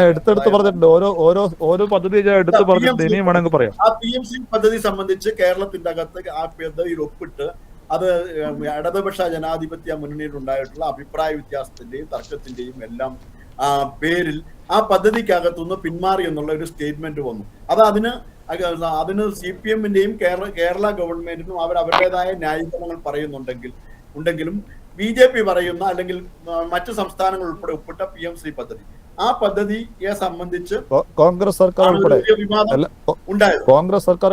കേന്ദ്ര ഗവൺമെന്റുമായി ബന്ധപ്പെട്ട് നമുക്ക് നമ്മുടെ ബേബി സുനാഗർ പറഞ്ഞതുപോലെ നമ്മുടെ സ്കൂളുകൾക്ക് കോടിക്കണക്കിന് രൂപ ലഭ്യമാക്കുന്ന പദ്ധതിയായിരുന്നു. അത് സംസ്ഥാന ഗവൺമെന്റ് നഷ്ടപ്പെടുത്തി എന്നുള്ള ആ ഒരു കാര്യമാണ്. പക്ഷെ അത് പറയുമ്പോഴും ആ പദ്ധതിക്കകത്തും ചില ഹിഡൻ അജണ്ടകൾ, BJPയുടെ ചില ഹിഡൻ അജണ്ടകളുണ്ട്. അത് മനസ്സിലാക്കാതെ, അല്ലെങ്കിൽ അത് മനസ്സിലാക്കിയിട്ട് ബോധപൂർവ്വം എന്താണ് ആ പദ്ധതിക്കകത്ത് ഒപ്പിട്ടത് എന്ന് ഞങ്ങളും ഇവിടുത്തെ കോൺഗ്രസ്സുകാരും കോൺഗ്രസ് നേതൃത്വവും എല്ലാം വളരെയേറെ സംശയം രേഖപ്പെടുത്തുകയും, അതുപോലെ തന്നെ BJPയുടെ ഹിഡൻ അജണ്ടകൾ കേരളത്തിന്റെ വിദ്യാഭ്യാസ രംഗത്ത് നടപ്പാക്കാൻ പാടില്ല. കർണാടകത്തിലുള്ള കോൺഗ്രസ് സർക്കാർ അംഗീകരിച്ചിട്ടുണ്ട്. അത് മുമ്പാണ്. അപ്പോ കോൺഗ്രസിന്റെ ഭാഗമായിട്ടുള്ള സർക്കാരുകൾ അംഗീകരിച്ചൊരു പദ്ധതിയാണത്. ഇല്ല, കോൺഗ്രസ് സർക്കാർ അംഗീകരിച്ചിട്ടില്ല. അത് കോൺഗ്രസിന്റെ സർക്കാർ കർണാടകത്തിൽ അധികാരത്തിൽ വരുന്നതിന് ബേബി സുനാഗർ, KJ ജോസഫും തോമസ് വർഗീസും പറഞ്ഞതിന് മറുപടി വേണം. അതോടൊപ്പം തന്നെ ഈ കേരളം മുന്നോട്ട് വെച്ച 29 ആവശ്യങ്ങൾ, അതിൽ ഒന്നുപോലും പരിഗണിക്കാതെ എങ്ങനെയാണ് കേരളത്തെ പൂർണ്ണമായും അവഗണിച്ചില്ല എന്ന് നിങ്ങൾക്ക് പറയാൻ സാധിക്കുക? നേരത്തെ ഇവരൊക്കെ തന്നെ സൂചിപ്പിച്ചതുപോലെ തന്നെ ഈ ഒരു ബജറ്റ് കാലത്തും ഇല്ലാത്ത പോലെ ഇത്തവണത്തെ ബജറ്റിൽ BJP സംസ്ഥാന നേതാക്കൾ മുഴുവൻ നിങ്ങളുടെ സംസ്ഥാന കമ്മിറ്റി ഓഫീസിൽ വന്നിരുന്ന ഇത് തത്സമയം കാണുന്നു, അവിടെ മാധ്യമങ്ങളെ ക്ഷണിക്കുകയും ചെയ്യുന്നു. അപ്പോൾ നിങ്ങളുടെ സംസ്ഥാന നേതൃത്വം തന്നെ കരുതിയിരുന്നു, പ്രതീക്ഷിച്ചിരുന്നു വലിയ പദ്ധതികൾ ഇത്തവണ ഉണ്ടാകുമെന്നത്. കാരണം ഞാൻ നേരത്തെ സൂചിപ്പിച്ചതുപോലെ തന്നെ നിയമസഭാ തെരഞ്ഞെടുപ്പ് പടിവാതിൽക്കൽ എത്തി നിൽക്കുകയാണ്. തിരുവനന്തപുരം കോർപ്പറേഷൻ നിങ്ങൾ പിടിച്ചെടുത്തു. ഈ സാഹചര്യത്തിൽ വലിയൊരു പ്രാധാന്യമുണ്ട് ഇത്തവണത്തെ തെരഞ്ഞെടുപ്പിന്. കൂടുതൽ സീറ്റുകളിൽ വിജയിച്ച് കയറുക എന്നൊരു ലക്ഷ്യവും BJP സംസ്ഥാന നേതൃത്വം വയ്ക്കുകയും ചെയ്യുന്നുണ്ട്. പക്ഷേ ഈ ബജറ്റിൽ വലിയ പ്രഖ്യാപനങ്ങളൊന്നുമില്ലാതെ മലയാളികളെ പൂർണ്ണമായും അവഗണിക്കുന്ന രീതിയിലേക്ക് ഒരു ബജറ്റ് അവതരണം വരുന്നു. ഇനി എങ്ങനെയാണ് നിങ്ങൾ ഈ തെരഞ്ഞെടുപ്പിനെ ആ രീതിയിൽ സമീപിക്കുക? ഇവിടെ കോൺഗ്രസിന്റെയും മാർക്സിസ്റ്റ് പാർട്ടിയുടെയും നേതാക്കന്മാർ മനസ്സിലാക്കിയതും വായിച്ചതുമെല്ലാം മലയാളി വായിക്കുന്നത്. അവരുടെ നേതാക്കന്മാരെ സംബന്ധിച്ച് ഒറ്റച്ചങ്ങാതിമാരാണ്. നിങ്ങൾ കൂടെ ചോദിച്ചു, കേന്ദ്ര ഗവൺമെന്റിന്റെ പദ്ധതികൾ നടപ്പിലാക്കുന്നതിൽ കേരളം പരാജയപ്പെട്ട് ചോദിക്കുമ്പോൾ അത് പറയാൻ, ആ സത്യം പറയാനുള്ള ഒരു ധൈര്യം പോലും നമ്മുടെ കോൺഗ്രസ് പ്രതിനിധിക്ക് സാധിക്കുന്നില്ല. കാരണം അദ്ദേഹത്തെ സംബന്ധിച്ച് കോൺഗ്രസും കമ്മ്യൂണിസ്റ്റും ഒരേ ഗവൺമെന്റാണ്, അതിന് വ്യത്യാസമൊന്നും അവർ കാണുന്നില്ല. ഇന്ത്യ മുന്നണിയുടെ ഭാഗമാണ് ഇത് രണ്ടും. അതുകൊണ്ട് തന്നെ അവർ ഒരേ ഭാഷയിലും ഒരേ രീതിയിലും സംസാരിക്കും. ഈ രണ്ടുപേരുടെയും ആരോപണങ്ങൾക്ക് മറുപടി പറയാന്നുള്ളത് ഞാൻ ഒറ്റയൊരുത്തനാണ്. അതുകൊണ്ട് കുറച്ച് സമയം കൂടുതൽ എനിക്ക് തരണം. പക്ഷേ ഇന്ത്യ മുന്നണിയുടെ ഭാഗമാണെങ്കിൽ കൂടി കേരളത്തിൽ LDFും UDFും തമ്മിലാണല്ലോ പ്രധാന പോരാട്ടം. അക്കാര്യത്തിൽ സംശയമുണ്ടോ? നിങ്ങൾ തന്നെ ആങ്കർ തന്നെ ഇപ്പൊ ചോദിച്ചപ്പോൾ വ്യക്തമായ മറുപടി തരാതെ ഒഴിഞ്ഞു മാറുകയാണ് കോൺഗ്രസിന്റെ പദ്ധതി ചെയ്തത്. നിങ്ങൾ കണ്ടതാണത്. ഏതായാലും ഇവിടെ കേന്ദ്ര സർക്കാരിന്റെ പദ്ധതികൾ നിഷ്കരണം തട്ടിമാറ്റിക്കൊണ്ട് മുന്നോട്ട് പോയി എന്നുള്ളത് നിങ്ങൾക്കും അറിയാം, ഇന്നാട്ടിലെ ജനങ്ങൾക്കും അറിയാം. അതിലേറ്റവും നല്ല ഉദാഹരണമാണ് ആയുഷ്മാൻ ഭാരതിന്റെ 70 വയസ്സ് കഴിഞ്ഞ ആളുകൾക്കുള്ള ചികിത്സാ പദ്ധതി. അതുപോലും തയ്യാറാവുന്നില്ല ഇവര്. അത്തരം കാര്യങ്ങളിൽ പോലും പിന്നാക്കം പോകുന്ന സാധാരണക്കാരന്റെ ആവശ്യങ്ങളെ പിന്നാക്കം കൊണ്ടുപോകുന്ന ഈ ഗവൺമെന്റ് തീർച്ചയായിട്ടും ഇനി എത്ര ലക്ഷം കോടി കൊടുത്താലും ഇവിടെ നടപ്പിലാക്കാനുള്ള സാധ്യതയും കരുത്തും കഴിവും അവർക്കില്ല. അതവിടെ നിൽക്കട്ടെ. പക്ഷേ കേന്ദ്ര സർക്കാരിന്റെ ഇപ്രാവശ്യത്തെ ബജറ്റിന്റെ അകത്ത് 1.92 എന്നുള്ള വിഹിതം 2.39% ഉയർത്തി നികുതി വിഹിതം എന്നുള്ളത് വലിയ നേട്ടമാണ്. ഉത്തർപ്രദേശ് പോലെയുള്ള ബീഹാർ പോലുള്ള വലിയ സംസ്ഥാനങ്ങൾക്ക് നികുതി വിഹിതം കുറച്ചപ്പോൾ കേരളത്തിന് കൂടുതൽ കൊടുക്കുക ചെയ്തത്. അവർക്കെല്ലാം കുറവാണ് കൊടുത്തത്, കഴിഞ്ഞ തവണത്തേക്കാൾ കുറവാണ് കൊടുത്തത്. അപ്പോൾ അത്തരമൊരു സാഹചര്യത്തെ പോലും മാറ്റി നിർത്തിക്കൊണ്ട് കേരളത്തിന് 36,000 കോടി രൂപയുടെ നികുതി വിഹിതം കൊടുത്തപ്പോൾ നമ്മൾ ഓർമ്മിക്കേണ്ടത് ബാലഗോപാലിന്റെ ബജറ്റിൽ, കേരള ബജറ്റിൽ അവർ പ്രതീക്ഷിച്ച വരുമാനം 34,000 കോടിയാണ്. 34,000 കോടി മാത്രമാണ്. അത് 36,000 കോടി കിട്ടുമ്പോൾ ആഹ്ലാദിക്കേണ്ടതിന് പകരം വീണ്ടും കുറ്റം പറയാൻ വേണ്ടിയാണ് ഇവർ മുന്നോട്ട് വരുന്നത്. സത്യത്തിൽ കേരളത്തിന് കൊടുക്കേണ്ടതിലും കൂടുതലായിട്ടുള്ള തുക നികുതി വിഹിതമായി കൊടുത്തിട്ടുണ്ട്. അതിനകത്ത് ഗ്രാൻഡോ മറ്റു കാര്യങ്ങളോ ഒന്നും കുറയുന്നില്ല. എല്ലാ ഗ്രാൻഡും അതുപോലെ നിലനിന്നിട്ടുണ്ടാവും. ഇനി അങ്ങോട്ടുള്ള എല്ലാ പദ്ധതികളും നിങ്ങൾ വായിച്ചിട്ടുണ്ടെങ്കിൽ ഇത് പറയില്ല എന്നോട്. അപ്പൊ ഏതായാലും എല്ലാ പദ്ധതികളും ഇതിലും ഭംഗിയായിട്ടും വ്യക്തമായിട്ടും കേരളത്തിന് ലഭ്യമാക്കുന്ന രീതിയിൽ പ്രവർത്തിക്കുമെന്ന കാര്യം യാതൊരു സംശയമില്ല. പിന്നെ കേന്ദ്ര സർക്കാരിന്റെ ബജറ്റ് അവതരിപ്പിക്കുമ്പോൾ BJP നേതാക്കന്മാർ കൂട്ടമായും ഒറ്റതിരിഞ്ഞും ഈ പരിപാടികൾ TV-യിൽ വലിയ ബിഗ് സ്ക്രീനിൽ കാണും. സാധാരണയാണ്. ഞങ്ങൾക്ക് ബജറ്റ് അതാത് സമയം കണ്ട് മനസ്സിലാക്കി അതിനെ അപഗ്രഥിക്കാനുള്ള ഒരു സമയവും സന്ദർഭവും നമുക്കും വേണം. നമ്മളോട് നിങ്ങൾ നാളെ പുറത്തു വരുമ്പോൾ TV-ക്കാരും മാധ്യമങ്ങളും ഒന്ന് ചോദിക്കുമ്പോൾ മറുപടി പറയാൻ മാത്രം പാകത്തിൽ പഠിക്കേണ്ട ഉത്തരവാദിത്വം നമുക്കുണ്ട്. അതുകൊണ്ട് തീർച്ചയായിട്ടും ബജറ്റ് അവതരിപ്പിക്കുന്ന സമയത്ത് സംസ്ഥാന നേതാക്കന്മാർ ഓഫീസിലോ കാര്യാലയത്തിലോ ഒക്കെ ഇരുന്ന് ഈ ബജറ്റ് വ്യക്തമായി കാണും. നമ്മുടെ പ്രതീക്ഷകൾക്ക് അപ്പുറത്തേക്ക് ബജറ്റ് പോയി എന്നാണ് ഞങ്ങളുടെ അഭിപ്രായം. അതിന്റെ അടിസ്ഥാനത്തിലാണ് ഇപ്പോൾ ധാതു ഇടനാഴി അത്ര ചെറിയ വിഷയമൊന്നുമല്ല. ഇവിടെ 10,000 ആളുകൾക്ക് തൊഴിൽ ലഭിക്കുന്ന വലിയൊരു പദ്ധതിയാണത്. ഇവിടുത്തെ മിനറൽസ് കംപ്ലീറ്റ് സംസ്കരിച്ച് മുന്നോട്ട് കൊണ്ടുപോകാനുള്ള വലിയ ഫാക്ടറികളാണ് വരാൻ വേണ്ടി പോകുന്നത്. പക്ഷെ അത് ചെറിയ പദ്ധതിയാണെന്ന് ശ്രീ ബേബി സുനാഗർ ആരും പറയുന്നില്ല. പക്ഷേ കേരളം മുന്നോട്ട് വെച്ച 29 ആവശ്യങ്ങളിൽ ഏതെങ്കിലും ഒന്ന് പരിഗണിക്കണ്ടേ എന്നാണ് അവർ ചോദിക്കുന്നത്. മുന്നോട്ട് വെച്ച 29 ആവശ്യങ്ങൾ എന്ന് പറഞ്ഞാൽ കേരളത്തിന് 10 ലക്ഷം കോടി വേണമെന്ന് പറഞ്ഞാൽ തരാൻ പറ്റില്ലല്ലോ. താങ്കൾ തന്നെ നേരത്തെ സൂചിപ്പിച്ചു എയിംസിന്റെ കാര്യം സ്ഥലം ഏറ്റെടുത്ത് നൽകാൻ തയ്യാറാകുന്നില്ലെന്ന്.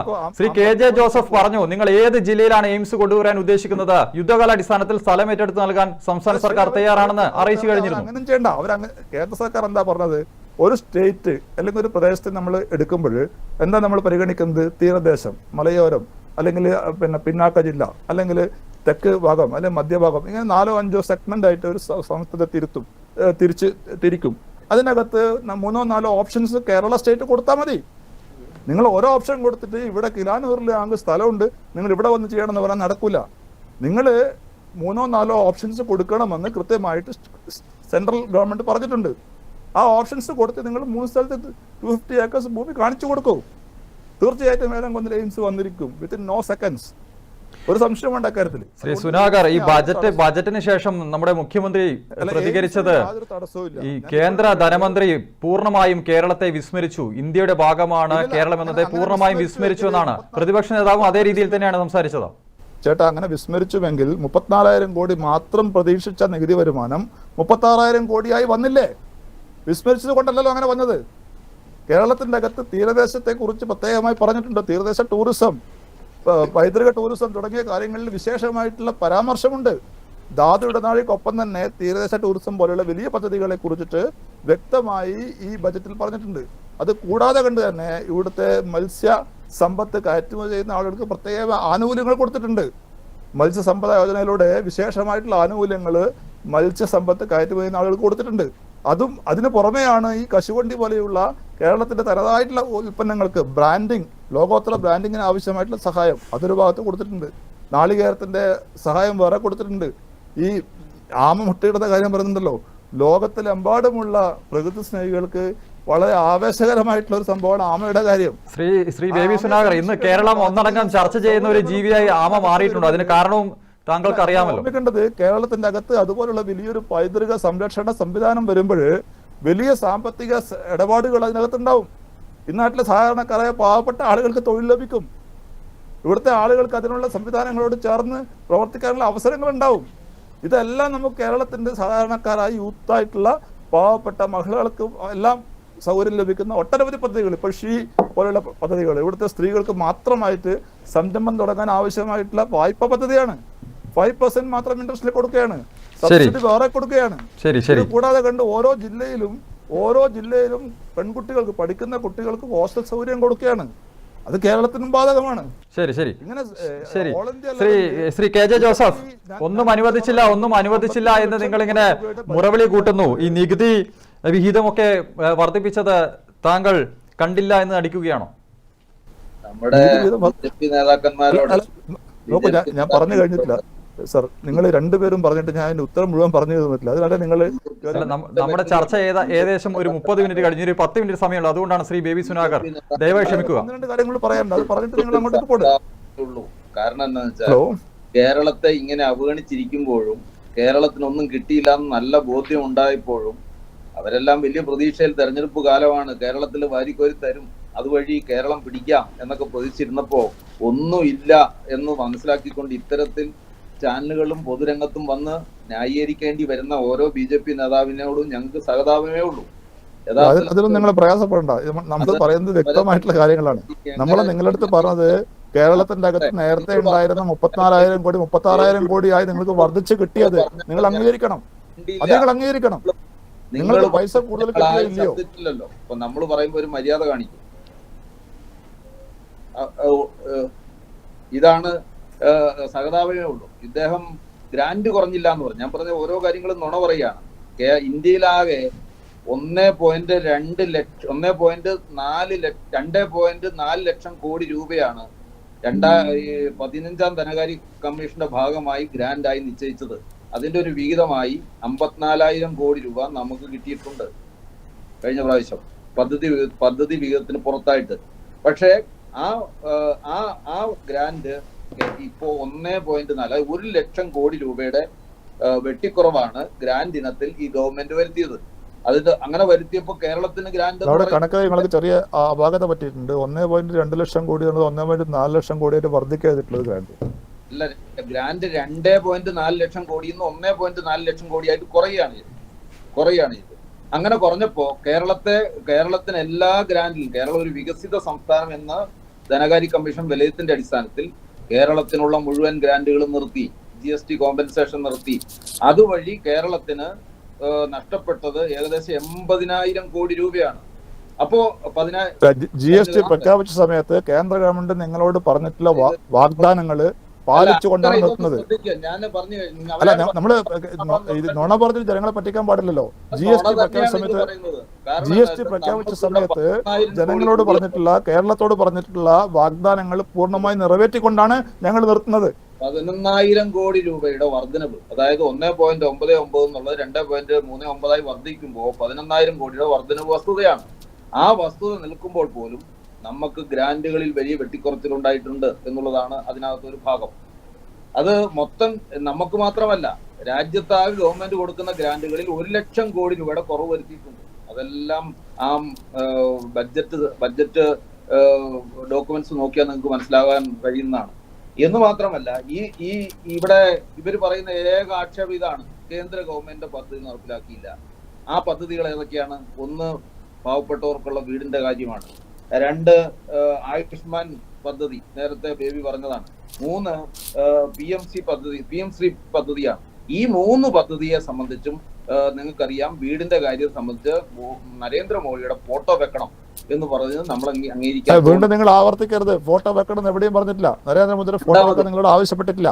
രണ്ടാമത്, ആ പദ്ധതിയുടെ അല്ല, ആവശ്യപ്പെടാത്ത കാര്യം പറയരുത്. നരേന്ദ്രമോദിയുടെ ഫോട്ടോ വെക്കണം എന്ന് ഒരിക്കലും ആവശ്യപ്പെട്ടിട്ടില്ല. രണ്ടാമത്, PM-ശ്രീ പദ്ധതി കാര്യത്തിൽ ഇവിടെ തോമസ് വർഗീസ് തന്നെ പറഞ്ഞിട്ടുണ്ട്. ഈ ഗവൺമെന്റ് കാവ്യവൽക്കരണ ദേശീയ വിദ്യാഭ്യാസ പദ്ധതി എന്ന് പറയുന്നത് കാവ്യവൽക്കരണമാണ് എന്ന് അംഗീകരിച്ചുകൊണ്ട് കേരളവും തമിഴ്നാടും ബംഗാളും ആ പദ്ധതിയിൽ ഒരിക്കലും ഒപ്പുവെച്ചിട്ടില്ല. കർണാടക കോൺഗ്രസ് ആണ്. കേരളം അത് സംബന്ധിച്ച ചില തീരുമാനങ്ങൾ എടുത്ത് മുന്നോട്ട് വന്നതാണ്. എന്നാലും ഇപ്പോഴും സംശയത്തിന്റെ ബന്ധം നിൽക്കുകയാണ്. അതുകൊണ്ട് ഒരു കാവ്യവൽക്കരണവുമായി ബന്ധപ്പെട്ടുകൊണ്ടുള്ള ഒരു പദ്ധതി എന്ന രൂപത്തിലാണ് അത് അംഗീകരിക്കാത്തത്. ആയുഷ്മാൻ പദ്ധതി എന്ന് പറഞ്ഞാൽ ഇതിനകത്ത് മുഖ്യമായ വീതം വഹിക്കേണ്ടത് സംസ്ഥാന ഗവൺമെന്റ് ആണ്. 60-40 അല്ല, നിങ്ങൾ നുണ പറയുമ്പോൾ എനിക്ക് തിരുത്തണ്ടേ? നിങ്ങൾക്ക് അവസരം കിട്ടുമല്ലോ, അന്നേരം പറഞ്ഞാൽ മതിയല്ലോ. ഒരു മാന്യത വേണ്ടി ഒരു ചർച്ചയിൽ. ശരി, തുടരും ശ്രീ കെ ജെ ജോസഫ്. സമയക്കുറവുണ്ട്, അതാണ്. അതെ, അതുകൊണ്ട് അത് 60-40 എന്ന് അദ്ദേഹം പറഞ്ഞില്ല. അന്ന് അത് തെറ്റാണ്. അതിലും കുറവ് ശതമാനം മാത്രമേ കേന്ദ്ര ഗവൺമെന്റ് തരുന്നുള്ളൂ. എന്നാൽ സംസ്ഥാന ഗവൺമെന്റ് ഇവിടെ ആ പദ്ധതി ഭംഗിയായി നടപ്പിലാക്കുന്നുണ്ട്. കേന്ദ്ര ഗവൺമെന്റിന്റെ 60-40 മേടിക്കുകയും അവസാനം നിങ്ങൾ പറയുന്ന നിബന്ധനകൾക്ക് വിധമായിട്ട് നിങ്ങളുടെ ഒരു പദ്ധതിയായി ഫോട്ടോ വെച്ച് നടത്താനും പറ്റില്ല എന്നുള്ള നിലപാടിന്റെ അടിസ്ഥാനത്തിലാണ് ആ പദ്ധതി നടപ്പിലാക്കാത്തത്, അല്ലെങ്കിൽ അതിന് വേണ്ടത് കൊടുക്കാത്തത്. ഈ ഗവൺമെന്റ് നിങ്ങൾ കേൾക്കണം, കേരളം എന്ന് പറയുന്നത് പരമ്പരാഗത വ്യവസായം. അദ്ദേഹം എന്തോ തേങ്ങയുടെ കാര്യം ഇങ്ങനെ പറഞ്ഞുകൊണ്ട് തേങ്ങ എന്ന് പറയുന്നു. പരമ്പരാഗത വ്യവസായങ്ങൾ, കയർ ഉൾപ്പെടെയുള്ള പരമ്പരാഗത വ്യവസായങ്ങൾ, കേരളത്തെ കശുവണ്ടി ഉൾപ്പെടെ ഒരു പദ്ധതിയും പ്രഖ്യാപിച്ചിട്ടില്ല കേരളത്തിന് പ്രത്യേകമായി. അത് പൊതുവെ പറഞ്ഞ കാര്യങ്ങൾ മാത്രമേ ഉള്ളൂ. കേരളത്തിൽ ഞാൻ നേരത്തെ പറഞ്ഞ ഒരു മേഖലയും. ശരി, സമയക്കുറവുണ്ട്. എനിക്ക് ശ്രീ തോമസ് വർഗീസിലേക്ക് കൂടി പോകണം. നമുക്ക് സാമ്പത്തികമായി പ്രതിസന്ധി ഉണ്ടായ ഘട്ടത്തിൽ പഴയ UPA ഗവൺമെന്റ് നിങ്ങൾക്ക് ഓർമ്മയുണ്ടാവും, ലോകമാകെ സാമ്പത്തിക മാന്ദ്യം ഉണ്ടായപ്പോൾ തൊഴിലുറപ്പ് പദ്ധതി പ്രഖ്യാപിച്ചുകൊണ്ട് കോടാനകോടി രൂപ ജനങ്ങളിലേക്ക് എത്തിക്കുന്ന നിലപാട് അന്നത്തെ ഗവൺമെന്റ് എടുത്തു. മറ്റു ചില ആശയങ്ങളിൽ നമുക്ക് അഭിപ്രായ വ്യത്യാസമുണ്ട്. പക്ഷെ ആ ഒരു പോയിന്റ് തൊഴിലുറപ്പ് പദ്ധതി നിങ്ങൾ ശ്രദ്ധിക്കണം. അതുപോലെ ഒട്ടേറെ പദ്ധതി പ്രഖ്യാപിച്ചുകൊണ്ട് ഗവൺമെന്റ് പണം ജനങ്ങളിലേക്ക് എത്തിക്കുന്ന പദ്ധതി എടുത്തു. ഈ ബഡ്ജറ്റ് കേന്ദ്ര ഗവൺമെന്റിന്റെ തൊഴിലുറപ്പ് പദ്ധതി വെട്ടിക്കുറച്ചു എന്നതുകൂടി ഉൾപ്പെടെ ഒരു ജനങ്ങളിലേക്ക് പണം എത്തിക്കുന്ന ഒരു പദ്ധതിയും ഈ നിങ്ങൾ വീണ്ടും നുണ പറയുകയാണ്. വിഹിതം കൂട്ടുവരുത്. 125 ദിവസത്തേക്ക് തൊഴിൽ ദിനം വർദ്ധിപ്പിക്കരുത്. അല്ല, നിങ്ങൾ ഇത് ഓരോ കാര്യത്തിലും നോക്കൂ സാർ. ജോസഫ് സാർ, നിങ്ങൾ നേരത്തെ പറഞ്ഞു ഗ്രാന്റ് 1.2 lakh crore 1.4 വർദ്ധിച്ചത് നിങ്ങൾ അംഗീകരിച്ചിട്ടില്ല. ഞാൻ പറഞ്ഞ് അവസാനിപ്പിക്കാം. കേന്ദ്ര ഗവൺമെന്റ് ഈ പദ്ധതി, ഈ ബഡ്ജറ്റ് അവതരിപ്പിച്ച് അതിന്റെ ചർച്ച നമ്മുടെ പാർലമെന്റ് നടക്കുമ്പോൾ ന്യൂയോർക്കിൽ നിന്നും അമേരിക്കയുടെ പ്രസിഡന്റ് ഒരു പദ്ധതി പ്രഖ്യാപിക്കുകയാണ്. ഇന്ത്യയുമായി ഞങ്ങൾ ധാരണയായി, ഇന്ത്യ അമേരിക്കൻ ഉൽപ്പന്നങ്ങൾ 0% ഇറക്കുമതി ചെയ്യാൻ സമ്മതിച്ചു, ഇന്ത്യയുടെ ഉൽപ്പന്നങ്ങൾ 18% ഞങ്ങൾ ഇങ്ങോട്ട് ഇറക്കുവാൻ ശ്രമിച്ചു, കാർഷിക മേഖലയിലെ ഒട്ടേറെ ഉൽപ്പന്നങ്ങൾ അമേരിക്കയിൽ ഇങ്ങോട്ട് ഇറക്കുമതി ചെയ്യാൻ ഇന്ത്യ സമ്മതിച്ചു എന്ന് അമേരിക്കൻ പ്രസിഡന്റ് ന്യൂയോർക്കിൽ പറയുകയാണ്. പറഞ്ഞിട്ടില്ല. അങ്ങനെ അമേരിക്കൻ പ്രസിഡന്റ് പറഞ്ഞിട്ടില്ല. ആ സമയത്ത് പ്രധാനമന്ത്രി അങ്ങനെ ഒരു പ്രഖ്യാപനം ട്രംപ് നടത്തിയിട്ടില്ല. ലോകസഭയിൽ പങ്കെടുക്കുന്നില്ല. നിങ്ങൾ ഓർക്കുന്നു, ഇന്ത്യയുടെ ചരിത്രത്തിൽ. ശരി, സമയക്കുറവുണ്ട്. ഞാൻ ശ്രീ തോമസ് വർഗീസിലേക്ക് കൂടി അവസാനമായി പോവുകയാണ്. ദയവ് ചെയ്ത് സഹകരിക്കുക. ശ്രീ തോമസ് വർഗീസ്, ഈ തിരുവനന്തപുരം കോർപ്പറേഷനിൽ ശ്രീ തോമസ് വർഗീസ് തിരുവനന്തപുരം കോർപ്പറേഷനിൽ BJP വിജയിച്ചതിന് ശേഷം ശ്രീ തോമസ് വർഗീസ് നോക്കൂ, രണ്ടുപേരും ഈ പണി നിർത്തി. ശ്രീ ബേബി സുനാകർ, ശ്രീ കെ ജെ ജോസഫ്, സമയക്കുറവുണ്ട്. ദയവായി സഹകരിക്കുക. എനിക്ക് തോമസ് വർഗീസിലേക്ക് കൂടി പോകേണ്ടതുണ്ട്. ശ്രീ തോമസ് വർഗീസ്, കോർപ്പറേഷനിൽ തിരുവനന്തപുരം കോർപ്പറേഷനിൽ വിജയിച്ചതിന് ശേഷം പ്രധാനമന്ത്രി നരേന്ദ്രമോദി തിരുവനന്തപുരത്ത് വന്നപ്പോൾ പറഞ്ഞത് തിരുവനന്തപുരം പിടിച്ചെടുത്തതുപോലെ കേരളം പിടിച്ചെടുക്കുമെന്നാണ്. പക്ഷെ അന്ന് നരേന്ദ്രമോദിയുടെ ഭാഗത്ത് നിന്ന് വലിയ പ്രഖ്യാപനങ്ങൾ തിരുവനന്തപുരത്തിനും ഒപ്പം കേരളത്തിലും ഉണ്ടാകുമെന്ന് പ്രതീക്ഷിച്ചു, ഉണ്ടായില്ല. പിന്നാലെ ബജറ്റ് വരുന്നു, ബജറ്റിൽ വലിയ പ്രഖ്യാപനങ്ങൾ ഉണ്ടാകുമെന്ന് പ്രതീക്ഷിക്കുന്നു. ബജറ്റിലും ഒന്നും വലിയ രീതിയിലുള്ള ഒന്നും തന്നെ പ്രഖ്യാപനങ്ങളോ പദ്ധതികളോ ഉണ്ടായില്ല. കേരളത്തിന് ഈ വാരിക്കോരി കൊടുത്താൽ ഒന്നും തിരിച്ചു കിട്ടില്ല എന്ന ഒരു ചിന്തയിലാണോ കേന്ദ്ര സർക്കാർ? അങ്ങനെ കാണേണ്ടി വരുമോ ഈ ബജറ്റിന് ഉൾപ്പെടെ? അല്ല, ഇതേ ചോദ്യത്തിന് ഉത്തരം തരാൻ എനിക്ക് 2 സെക്കൻഡ് തരണം. സമയം തരാം. അതായത് ഇപ്പൊ ഏറ്റവും അവസാനം എന്റെ ബഹുമാന്യ സ്നേഹിതൻ KJ ജോസഫ് പറഞ്ഞു നിർത്തിയത് ഇന്ത്യ അമേരിക്ക വ്യാപാര കരാർ സംബന്ധിച്ചാണ്. അത് ശരിയല്ല എന്ന് പ്രിയപ്പെട്ട സ്നേഹിതൻ ശ്രീ ബേബി സുനാഗർ പറഞ്ഞു. ഇത് നമ്മളാരും പറയുന്നില്ല. അമേരിക്കൻ പ്രസിഡന്റ് ട്രംപിന്റെ ഔദ്യോഗിക ട്വീറ്റിന്റെ അകത്ത് അദ്ദേഹത്തിന്റെ ഒഫീഷ്യലായി വന്ന കാര്യമാണ്. അത് ആർക്ക് വേണമെങ്കിലും പരിശോധിക്കാവുന്ന ഞാൻ സംസാരിച്ചോളാം ബേബി സുനാഗർ. അതാണ് എനിക്ക് അത് സംബന്ധിച്ച് പറയാനുള്ളത്. കേന്ദ്ര ബഡ്ജറ്റ് കേരളത്തിന് വികസന അവസരങ്ങൾ നൽകുന്ന ഒരു ബഡ്ജറ്റ് അല്ല. അവകാശമായ ആനുകൂല്യങ്ങൾ പോലും നിഷേധിക്കുന്ന ബഡ്ജറ്റായിട്ടാണ് നമുക്ക് ഈ ബഡ്ജറ്റിനെ കാണാൻ സാധിക്കുക. ഒറ്റ കാര്യം കൂടെ ഞാൻ പറഞ്ഞു. നമുക്കറിയാം, നമ്മുടെ ഇവിടെ ചൂരൽമല മുണ്ടക്കൈ ദുരന്തം ഉണ്ടായപ്പോൾ ബഹുമാനായ ആദരണീയനായ പ്രധാനമന്ത്രി നരേന്ദ്രമോദി അവിടെ വന്ന് കുട്ടികളെ ലാളിക്കുന്നു, കുട്ടികളെ കയ്യിലെടുക്കുന്നു ഒക്കെ ചെയ്തു.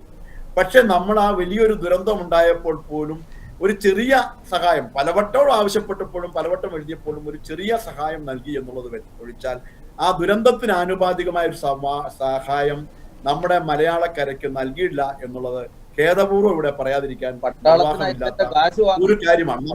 നമുക്കറിയാം ഇവിടെ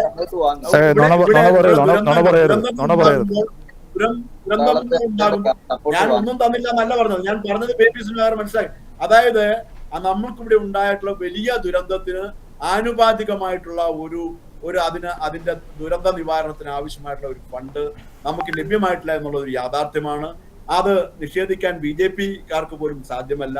അതുപോലെ തന്നെ നമുക്ക് അറിയുന്ന കാര്യമാണ്. നമ്മുടെ നാട്ടിലെ ഈ ബഡ്ജറ്റിന്റെ അകത്ത് ഒരു പുതിയ പ്രഖ്യാപനങ്ങളും നമുക്കറിയാം. പല പ്രഖ്യാപനങ്ങളും ലക്ഷക്കണക്കിന് കോടി രൂപയുടെ ബഡ്ജറ്റ് ഇവിടെ പ്രഖ്യാപിച്ചപ്പോൾ വിവിധ സംസ്ഥാനങ്ങൾക്ക് വേണ്ടി വിവിധങ്ങളായ പദ്ധതികൾ ഇവിടെ പ്രഖ്യാപിച്ചപ്പോൾ പ്രത്യേകമായ ഒരു പദ്ധതിയും കേരളത്തിന് വേണ്ടി ഒരു പ്രജനന കേന്ദ്രം അല്ലെങ്കിൽ അതുമായി ബന്ധപ്പെട്ട ഒരു ടൂറിസം എന്നതൊഴിച്ചാൽ മറ്റു യാതൊരുവിധ പദ്ധതികളും ഇവിടെ നമുക്കറിയാം പ്രഖ്യാപനങ്ങൾ വന്നിട്ടില്ല എന്നുള്ളത് ഒരു യാഥാർത്ഥ്യം തന്നെയാണ്.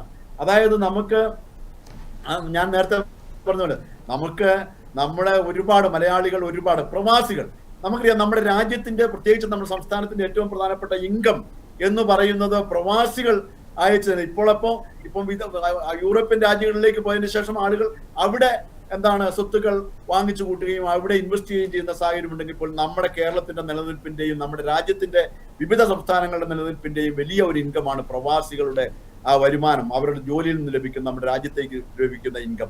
ആ പ്രവാസി ക്ഷേമത്തിനുൾപ്പെടെ, ആ പ്രവാസികളുടെ ക്ഷേമത്തിന് വേണ്ടി ഉൾപ്പെടെ ഒരു പദ്ധതിയും ഈ ബഡ്ജറ്റിന്റെ അകത്തില്ല എന്നുള്ളത് ഏറെ ഖേദകരം തന്നെയാണ്.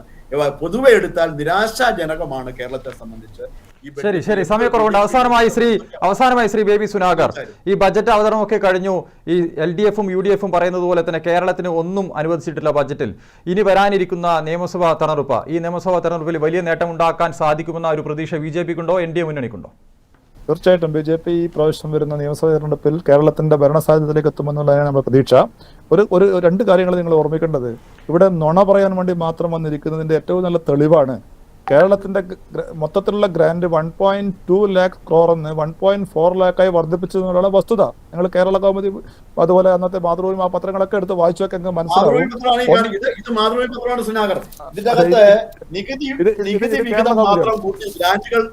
ശരി, സമയക്കുറവുണ്ട്. അതുകൊണ്ടാണ് ഞാൻ ഇടപെടുന്നത്. ചർച്ച അവസാനിപ്പിക്കേണ്ട സമയമായിരിക്കുകയാണ്. കേന്ദ്ര ബജറ്റിൽ കേരളത്തെ പൂർണ്ണമായും അവഗണിച്ചോ എന്ന വിഷയമാണ് ഇന്ന് ഓപ്പൺ ഫോറം പരിശോധിച്ചത്. പൂർണ്ണമായും കേരളത്തെ അവഗണിച്ചില്ല എന്നാണ് BJP പറയുന്നത്. പക്ഷേ അത് പൂർണ്ണമായും തള്ളുകയാണ് LDF-ഉം UDF-ഉം. അതേ രീതിയിൽ തന്നെയാണ് കേരളത്തിന് ഒന്നും അനുവദിച്ചില്ല എന്ന് തന്നെയാണ് പൊതുജന അഭിപ്രായവും ഉയരുന്നത്. ഓപ്പൺ ഫോറത്തിന്റെ ഈ എപ്പിസോഡ് ഇവിടെ പൂർണ്ണമാവുകയാണ്. അടുത്തയാഴ്ച മറ്റൊരു വിഷയവുമായി കാണാം. നമസ്കാരം.